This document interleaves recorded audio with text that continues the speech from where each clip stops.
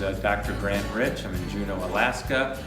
And I'm Dr. Uwe Gielen from New York City. And we are discussing our new co-edited 2015 book, Pathfinders in International Psychology. This is the first book in the APA Division 52 book series. And we're very proud that it's really the first book to internationalize the history of psychology. We're looking at the biographies of 17 psychologists, psychiatrists, and healers, over 250 years of psychological history. We're including several MDs, including Maria Montessori and some others we'll talk about later. And we hope that there'll be many more books in the series, and that we believe this is an excellent starting point. The idea for the book was actually developed in part in South Africa, where we attended the 2012 International Conference of Psychology, and we had time to go over our ideas, the outline of the book, and it took shape there. And that's quite appropriate because at the very end of the book we have a South African psychologist, South Cooper, right? And we'll say something about him. And he was really, in a way, almost there when the book was created.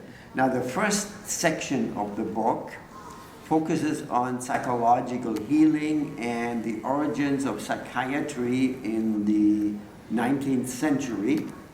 And it begins with a somewhat unlikely triad of persons, namely Johann Gassner, a Catholic exorcist of the late 18th century, Franz Mesmer, whose form of magnetic healing predominated in Western Europe and also to some degree in the United States for at least 70 years.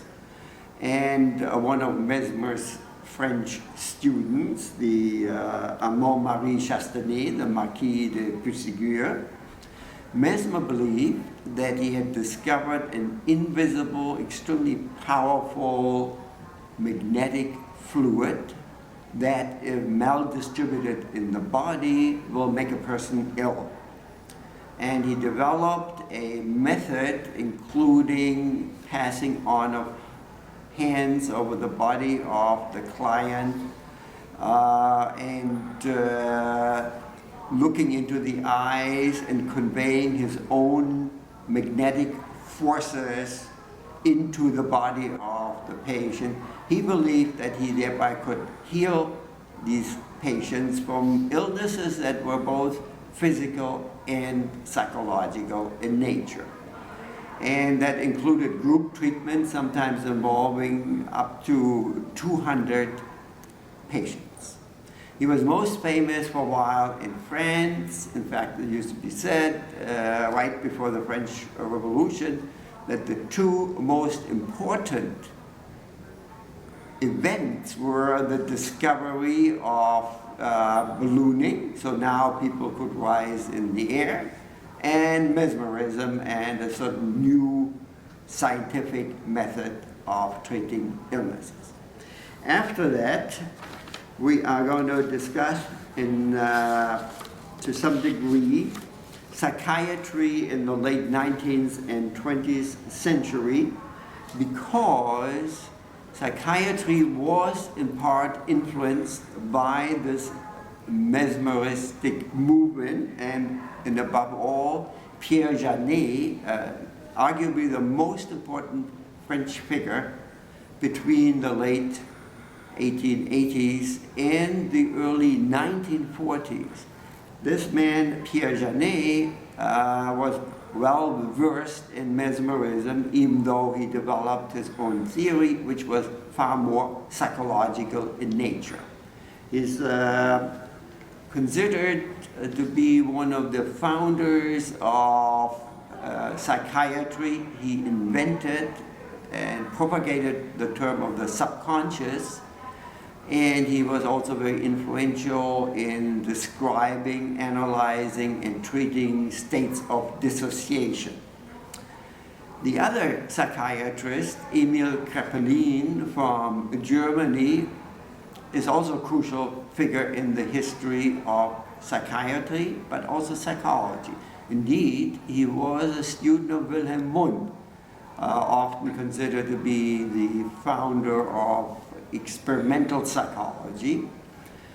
Kraepelin has been highly influential in several ways. First, he developed one of the best nosological or classification systems for psychiatric purposes.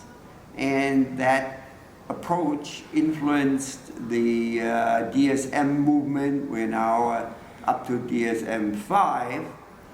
And he was really the first one to base this classification system on thousands of case studies, often of patients in various mental hospitals in Germany and more specifically later on in Bavaria. In addition, he was the author of the leading textbook of psychiatry, which came out in 6th edition, and prior to World War I was the textbook of psychiatry. The next section is called Psychology as a Growing European Science, and the first chapter in this is about Maria Montessori. Yes, and she was arguably the first physician in modern Italy. She had many trials and tribulations on her journey to becoming a physician. Her father did not support her. The medical school admissions committee did not support her, but ultimately she prevailed. She won awards. She was sent to international women's congresses. Ultimately, she had a university position, which she left to do international trainings. She founded many, many Montessori schools with her child-centered educational system and child-centered classrooms. Later on in her life, she did work in India. Schools spread to the United States, where she attracted the attention of such luminaries as Alexander Graham Bell and Henry Ford. She was even nominated for the Nobel Prize in Peace 3 times. So she's an incredible person who lived through a very interesting and difficult period in world history. For the next 2 figures, we're going to travel to the Soviet Union, and we're going to discuss Lev Vygotsky and Alexander Luria. Vygotsky, who died quite early of TB, was an enormously influential psychologist in the Soviet Union. He was a Marxist, and our chapter actually tries to situate his theorizing, which emphasizes social, cultural, and material factors on the development of children within this Marxist context. Towards the end of his life, when Stalin gained more and more power, he was sort of pushed to the side, and he probably would have been in big trouble if he would have lived longer than 1934, when at the age of 38, he died of TB. His colleague and student, Alexander Luria, is often considered to be the leading sort of clinical neuropsychologist of his time. He actually went into neuropsychology because psychology, especially of the Vygotsky type, was coming under heavy criticism, and in the Soviet Union, heavy criticism often meant going to the Gulag and perhaps also being killed. Right? So he became a neuropsychologist, and he was the world's leading expert on the cortex. The higher functions of the mind are controlled by the cortex. He also developed test batteries, one of which is still widely used, including in translation into English in the United States. The next section of the book really focuses on the continuing international expansion of Western psychology, and in this section we have chapters about Otto Kleinberg and Charles Spielberger. Otto Kleinberger, of course, was known for internationalizing social psychology, really working on group tensions and reductions in that regard. anti-racism, education, anti-prejudice. He wrote a number of books trying to better understand existing group differences and to attribute them to social and environmental differences rather than to say innate genetic differences. And so in a sense he really played a important role as an activist as well. Charles Stillberger, of course, is most known today for his state trait anxiety inventory, which has been translated into many, many languages and used in so many different assessments and research. Stillberger himself also was a great leader, which is sometimes forgotten of many organizations, including the APA itself, and of course of Division 52. He was one of the early leaders in its first 15 years. And he has just sadly recently passed on. The next section of the book discusses the globalization of psychology in recent decades around the world, and it includes at the beginning a chapter on Gerd Hofstede, who is perhaps the single most important figure in modern cross-cultural psychology. Hofstede developed a system based on a data set of more than 190,000 cases, people who work for IBM. And this data set was factor analyzed, and he came up with 5, later 6 dimensions that can be used to distinguish societies. Dimensions might include individualism versus collectivism and various other dimensions. And this type of research has been used in innumerable studies. The next figure is perhaps a figure not so well known to Western psychologists. Is an Egyptian called Mustafa Sued. He's now 90 years old, and he was trained in England, but is often considered to be the father of Egyptian and Arab clinical psychology. And he has published innumerable papers, but he's also a public personality. So he is a leading figure in Arab psychology. The next figure comes from Mexico, Rogelio Diaz Guerrero, often considered to be the father of Mexican psychology. And he is especially well known for his efforts to base psychology in Mexico on indigenous cultural patterns. So he says, look, you can't just import psychology from the United States or Europe and apply it as is. No, Mexican culture emphasizes certain themes that will influence personality. And it is a task of us Mexican psychologists to do this, and it cannot be done simply by outsiders. This theme is also found in the work of Durganand Sinha, who for several decades was the leading psychologist in India. He wrote, for instance, a well-known book about psychology in a third world country, meaning India. And again, his theme is that Indian psychologists should focus on topics that are relevant to Indian society, to Indian culture. For instance, they should focus on poverty because there is so much poverty in India, and they should also emphasize themes that are important in Indian culture but might be less important or take on a new shape in other cultures. The same theme is found in the work of Guo Shu Yang from Taiwan, perhaps the leading Chinese psychologist, who founded a Chinese indigenous movement and says, look, Chinese psychology, we have to start from scratch. We have to develop the psychology out of our own traditions. And then we can compare our results with the results of, let's say, Western psychology or any other psychology, and see what is more universal and what is more specific to Chinese culture. And he has taught, of course, also mainland China and so on and so on. So he's not only a figure in Taiwan, but he is a key figure in Chinese psychology in general.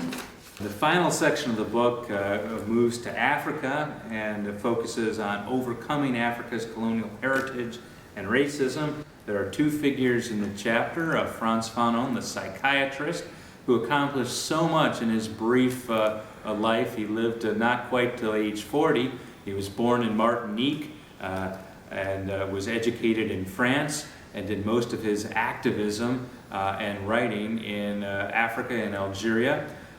He wrote a lot about oppression, internalized oppression, working with the oppressed and the oppressor, wrote a number of highly influential books, really has continued to influence people well beyond psychiatry and psychology today, political activists all across the world. His theories are quite controversial, and yet that's part of what is discussed in our book, and the chapter authors discussing the implications of all these theories, both for previous social movements and for the social movements of today. The last chapter is Sass Cooper, born in 1950 in South Africa. He was an activist from a young age. He is of Indian heritage, although he identifies as black, which he talks about extensively in his interview with Judy Kuransky. And what is one of the many remarkable things about this truly extraordinary psychologist is that he spent much time, about 9 years of his life, in prisons at notorious Robben Island, on the same cell block with Nelson Mandela, with whom he had many daily interactions and political conversations and so on and so forth. Cooper eventually went on to earn his bachelor's degree in psychology, which is especially amazing because of the history of psychology in South Africa. Under the apartheid era, the major architect of apartheid itself was a trained clinical psychology professor. So psychology under the apartheid era in South Africa was used as a tool of oppression. And in fact, many of Cooper's jailers were themselves psychologists. So it's all the more remarkable that Cooper was able to see psychology as a tool for healing ultimately, not just a tool for oppression and for hurting people. He ultimately earned his PhD, returned to South Africa, and has done so much, published peer-reviewed articles, books, written on the history of South African psychology, has really spearheaded the new South African Psychological Association, which includes folks of every race and gender, and most recently has served as the president of the International Union of Psychological Societies, which is just truly extraordinary, and presided over the International Congress of Psychology in 2012 in Cape Town, South Africa. So we're really pleased to conclude the book with him as he points the way to what psychology's next 250 years will be like, beginning now in the 21st century. To sum up, our book takes a new approach to the history of psychology. It starts around 1775 and goes all the way down to discuss several living figures. It traces the history of psychology, which starts in the West, but really today is a global practice and a global science. There are about 1 million psychologists in this world, and only about 25% are Americans. And so we see it as our task to give a broader vision of the history of psychology. We don't try to replace the standard histories with heroes such as Freud or Skinner and so on, but we want to expand what people consider to be psychology and how it evolved. Thank you. Uwe has expressed many of the same thoughts that I have about that. Yeah, this is to expand and supplement the conventional history of psychology. If you read conventional histories of psychology, often it's about 19th century psychophysicists or psychoanalysts.